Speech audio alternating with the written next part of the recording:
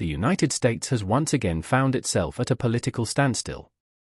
A deadlock in Congress has forced much of the federal government to close, furloughing hundreds of thousands of workers and halting a wide range of public services.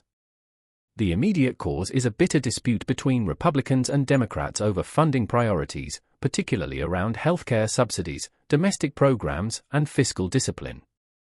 At its core, the crisis is about political brinkmanship. Democrats insist that reopening the government must include provisions to extend healthcare subsidies, while Republicans argue that funding should resume first, with negotiations to follow. Both chambers of Congress have failed to advance their respective bills, leaving Washington in paralysis and millions of citizens caught in the crossfire. The effects of the shutdown are already rippling across the country. Many federal employees are without pay, and vital departments are operating on minimal staff. Roughly two-thirds of the National Park Service workforce has been furloughed, leaving visitor centers closed and safety concerns rising.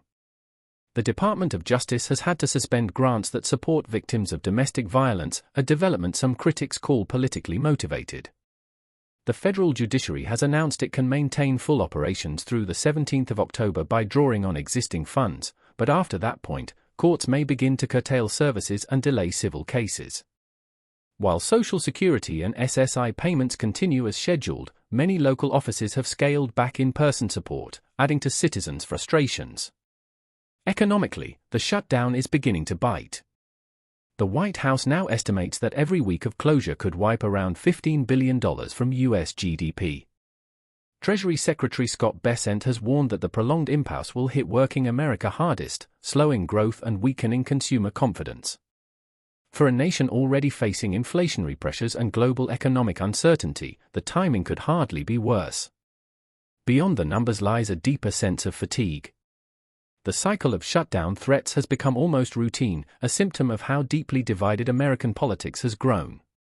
Each episode chips away at public trust, damages the country's international credibility, and exposes how fragile its governing institutions can be when compromise disappears from the political vocabulary.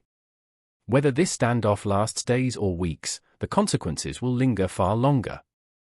The human cost, unpaid workers, shuttered parks, stalled grants, and anxious families, reminds everyone that political games in Washington always have real-world victims.